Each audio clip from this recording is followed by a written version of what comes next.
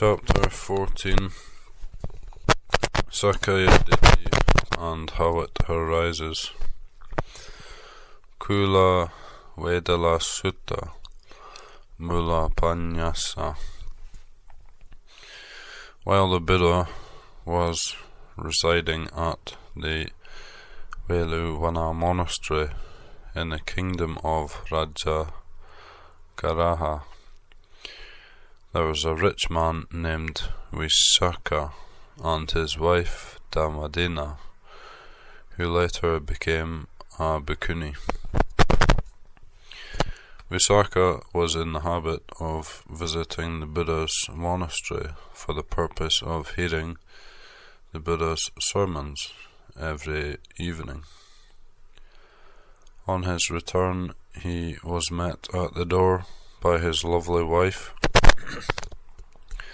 and went into the house arm in arm. One usual day, as usual, Dhammadina waited at the door, but the husband, with a more dignified air, did not offer his arm to his wife.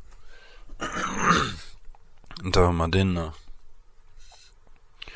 who was ill at ease at this attitude of her husband. She, however, kept silent. At bedtime, Dhammadina asked Visakha whether there was any fault on her part as to be so curious and outlandish in his demeanour. The husband replied that there was nothing wrong on his or her part, but that he had attained higher penetrative insight, anagami pala, and that was the only reason why his demeanour appeared to be serious. He told Dhammadina that all the property can be possessed by her, as he renounced all his possessions, and that she could even remarry anybody she chose.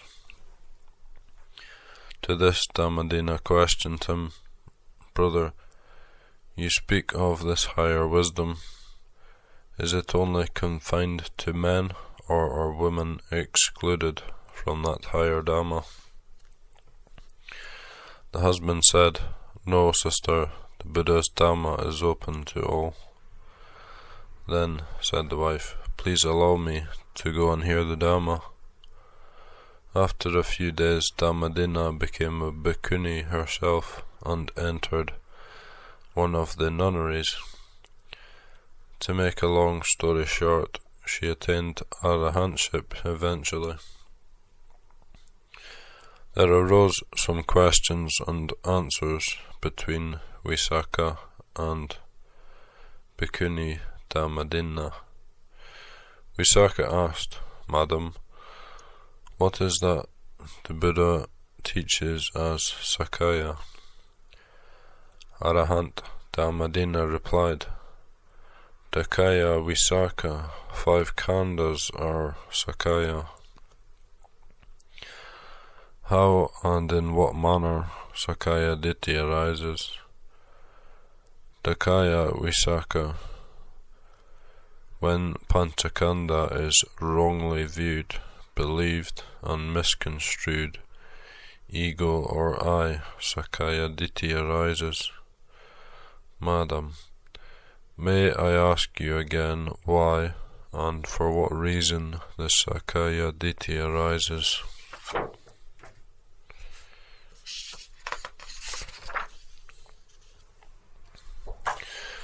Dakaya Visakha, in this holy order of the Buddha, the untaught, ordinary, ignorant worldling, Putujana, who is not in the habit of approaching the Arya, the accomplished one, is not conversant with the Arya Dhamma, and is discordant to the Arya doctrine, truth.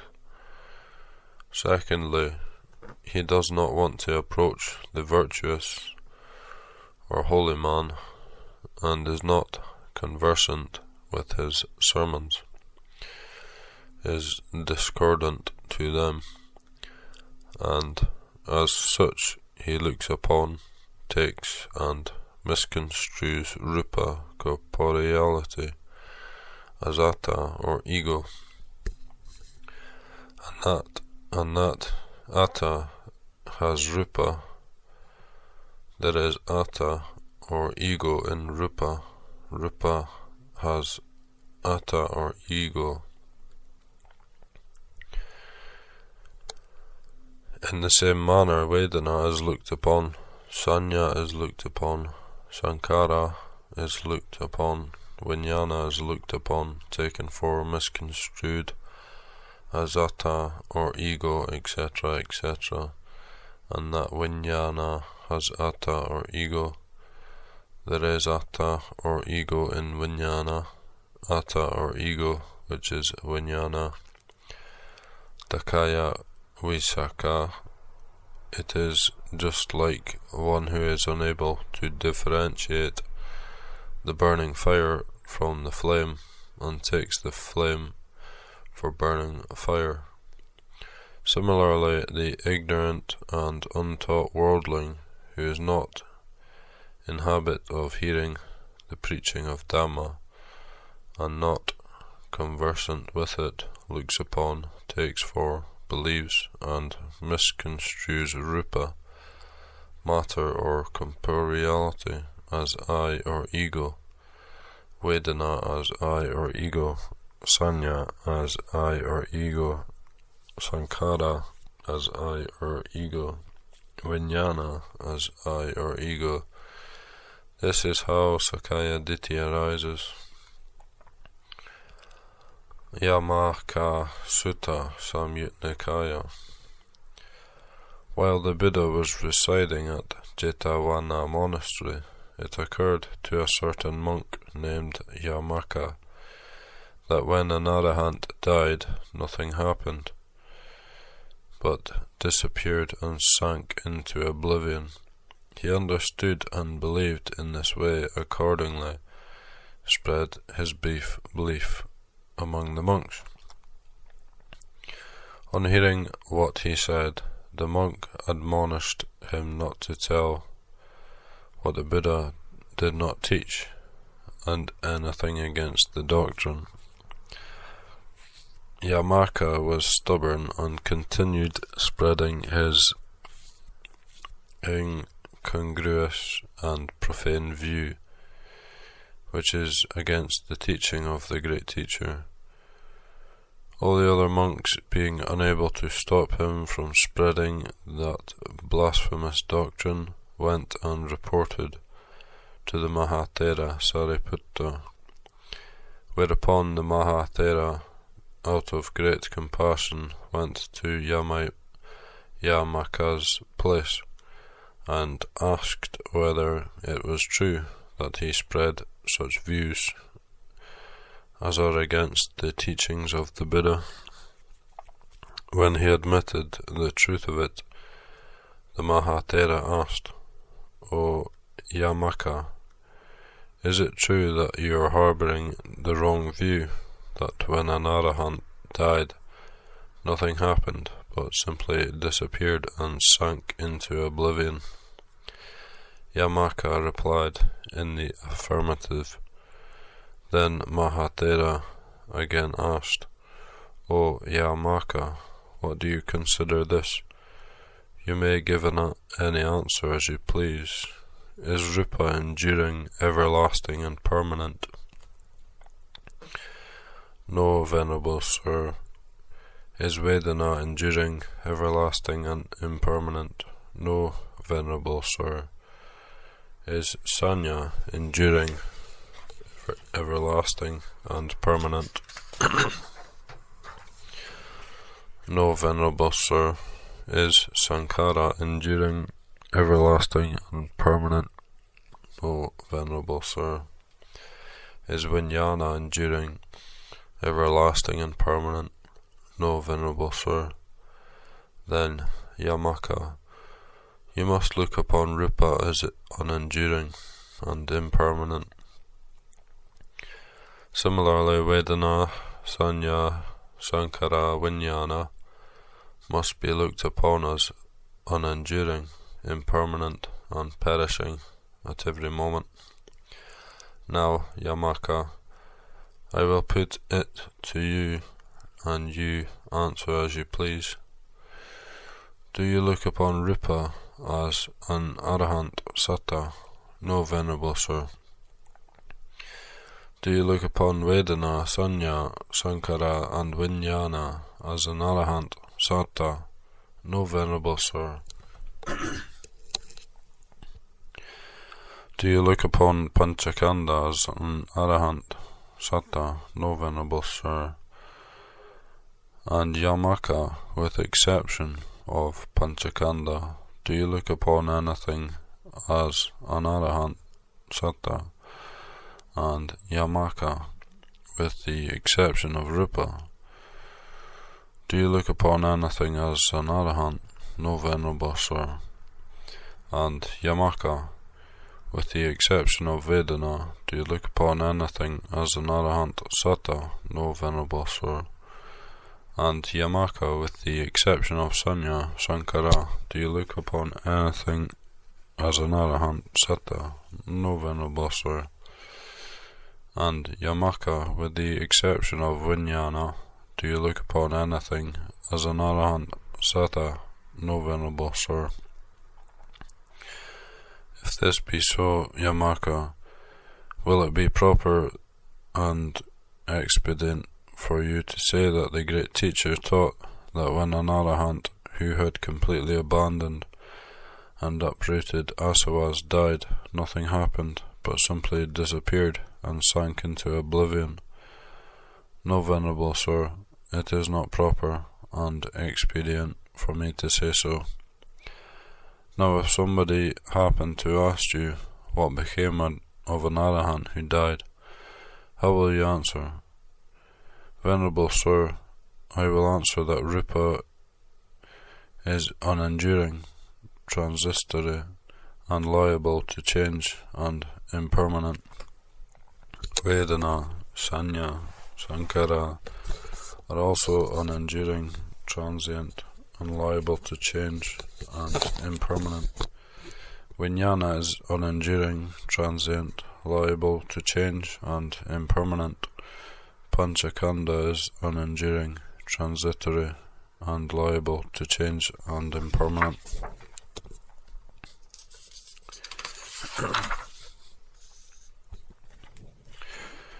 Maha Thera said, Well, good Yamaka, you have now attained the right view and have seen things as they really are.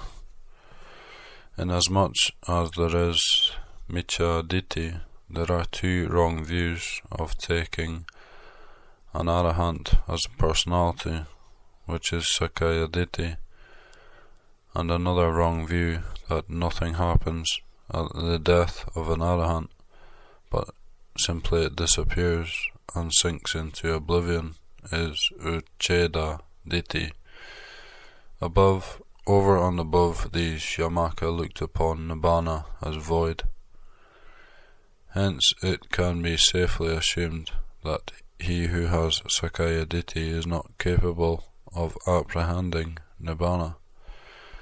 The view that there remains nothing or nothing happens at the death of an Arahant amounts to an annihilationist wrong view, Ucheda Ditthi, which means total annihilation and the state of void in Nibbana.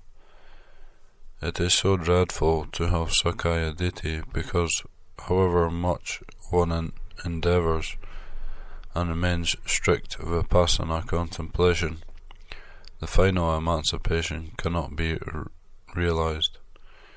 Such wrong views are prevalent where there is lack of understanding or knowledge of the Paticcasamuppada doctrine. Thera.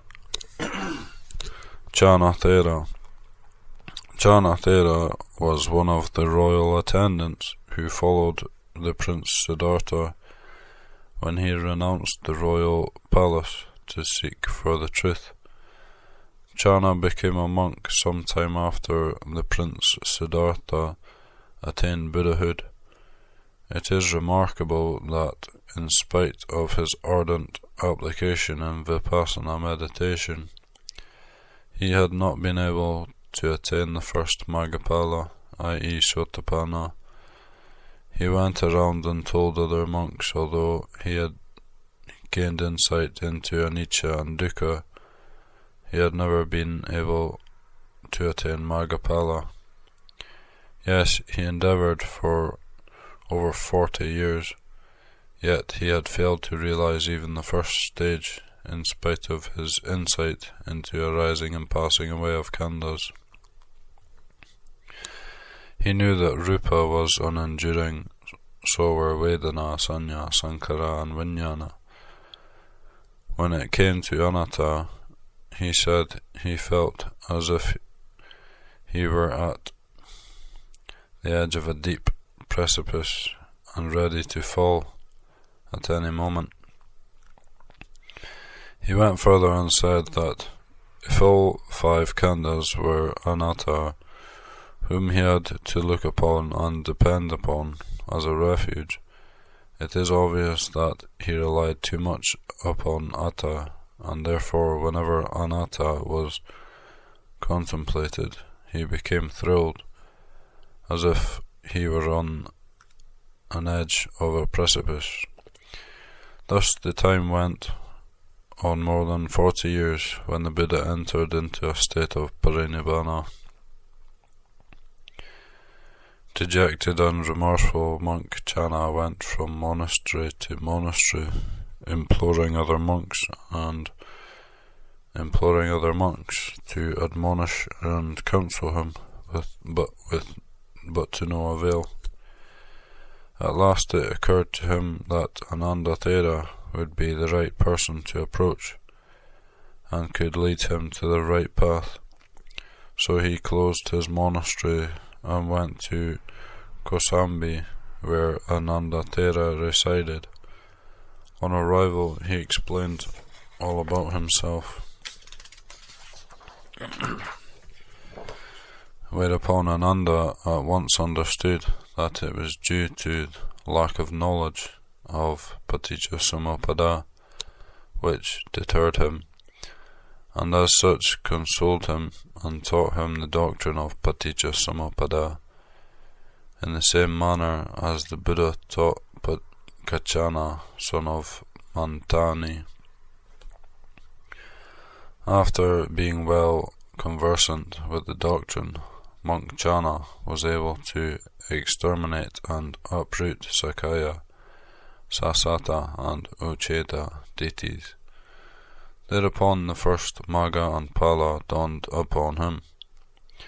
It is quite obvious that it was the ignorance of this doctrine which delayed monk Chana for 40 years to attain and realize even the first stage.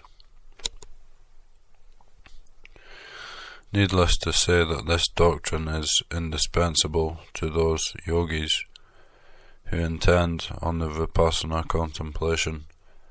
Unless the yogi is well conversant with the doctrine, he will never be able to get the true knowledge of khandhas, 5 components, and in the absence of knowledge of khandhas, i.e. arising of khandhas and cessation of khandhas, the yogi would not be able to eliminate or exterminate ditthi, which dwells in and is attached to the khandhas, and where there persists ditthi, the inevitable and inseparable companions.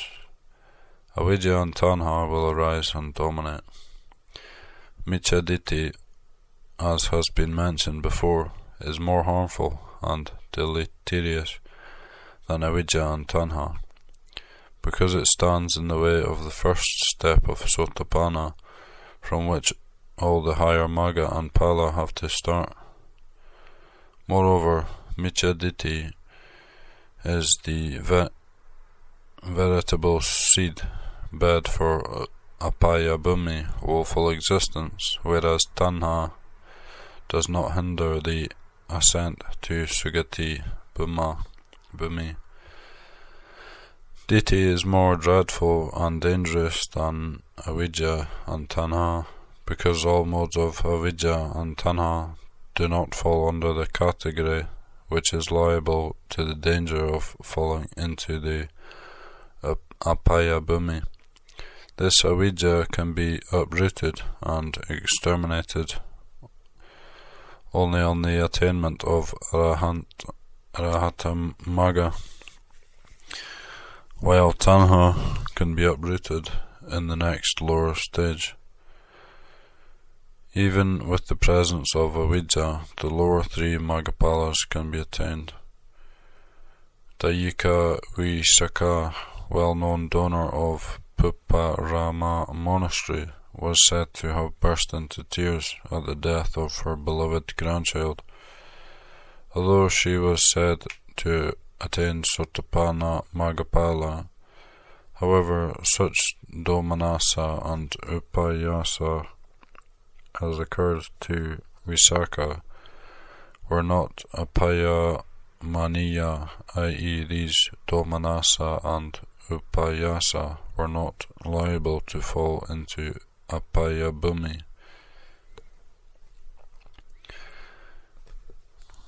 Sati and how he harboured the wrong views. This is the story of a certain monk named Sati who was attached to wrong view that vijnana consciousness was enduring, unchanging and permanent, but it was only the body which changed. He told the other monks that was exactly what the Buddha taught. On hearing Buddha's discourse on 10 jatakas, i.e. Temya, Janaka,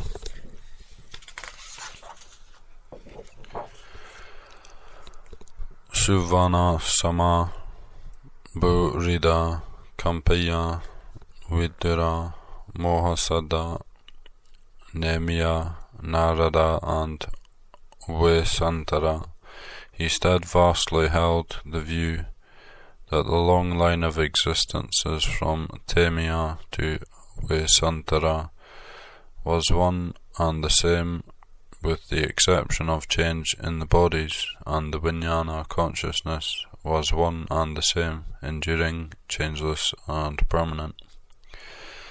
He spread his wrong view among the monks, who enjoined him that it was not good to abuse the true Dhamma expounded by the great teacher.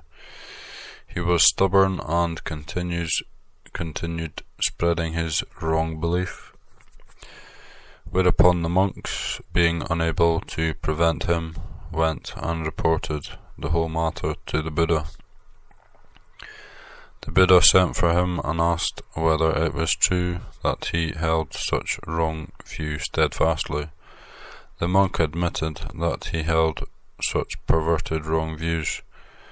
The Buddha said, "You stupid man, from whom do you ever hear that I have taught such a doctrine? Have I not in diverse ways made clear the conditioned nature of all consciousness? Have I not shown repeatedly that without sufficient cause no consciousness can ever arise? Have I not taught that vijnana, like all other dhammas, is unenduring, transitory, impermanent, ever-changing, and cannot continue for 2 successive moments the same?" The Buddha, turning to the monks, said, "Monks, whatever consciousness arises, it is only due to a cause, depending on 2 things, sense door and ramana, object. Consciousness arises. When there is contact of eye and visible object, there arises eye consciousness. Similarly, depending on ear and sound, nose and smell, tongue and taste, body and touch, mind and idea, there arises ear consciousness. nose consciousness, tongue consciousness, body consciousness, mind consciousness, respectively. It is just like the fire burning because of the fuel. It is only through this cause that effect comes to be. If it burns wood, it is called wood fire. If it burns cow dung, it is called cow dung fire. If it burns bamboo, grass, etc. In the same way, consciousness arises according to its Ramana object and Devara sense door. Therefore, when this exists, that comes to be. With the arising of this, that arises. When this does not exist, that does not come to be. This is the causally relative series of events according to the Paticcasamuppada.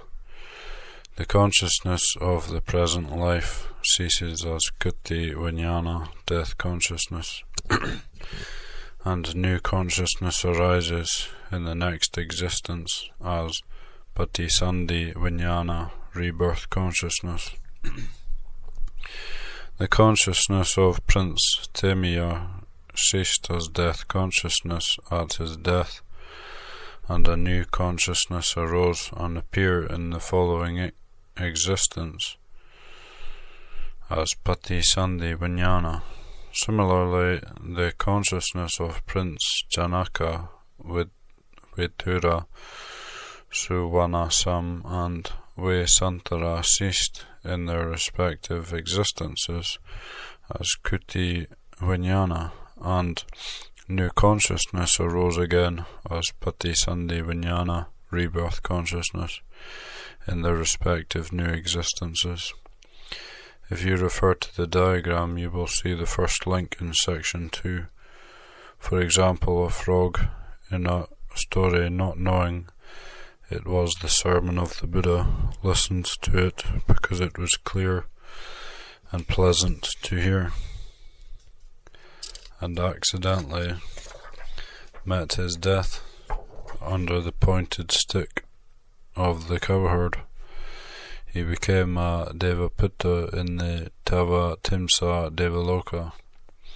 It must be clearly understood that the consciousness of the frog did not follow to the body of the Devaputta, neither did that consciousness enter his body. It is only the causal law. There is no transmigration of soul in Buddhism, neither is there reincarnation, which are totally refuted by Buddhism. What actually took place was the Patisandhi Vijnana, rebirth consciousness of the Devaputta, which was the effect of the preceding cause, that was the Kuti Vijnana, death consciousness of the past life of the frog. In other words, the Patisandhi Vijnana, rebirth consciousness, the Devaputta arose depending on the Kuti of the frog. It must be fully noted that the Vijnana of the Devaputta and the frog were not the same, because no soul or Vijnana unites one existence to another. No soul or consciousness passes on to the other. Consciousness, as already been mentioned, is transitory, impermanent, unenduring, and cannot remain for two successive moments the same. In the same way, the most celebrated donor of the Puparama monastery, Visakha, when he died, became Sunimita, the queen of Tusita Deva king. Here mention must also be made, in the same way as the above cited anecdote, that the consciousness of the Dayika Visakha never followed the body of Sunimita, the queen of Tusita Deva king. Nevertheless, the Sandhi Vijnana arose in the new existence because of the preceding Kuti Vijnana, death consciousness of Visakha, of which Jati is the effect. It must be reiterated that nothing passes from one existence to the other. It is only the function of the law of cause and effect. Therefore, if and when there is wrong belief, viewed or mistaken, that the consciousness of the present life and the ones in the next existence are one and the same, it amounts to Sasata Diti. Whereas if and when one holds the wrong view, that nothing comes to be after death of a being, it amounts to Ucheda Diti. It is only the middle way, which is free from two extremes, that can lead to Magga and Phala. When there are obstacles and hindrances in the form of Diti, Magga, Phala could never be attained. Not even the first stage in Magga-phala could be realized in spite of strenuous efforts on Vipassana contemplation.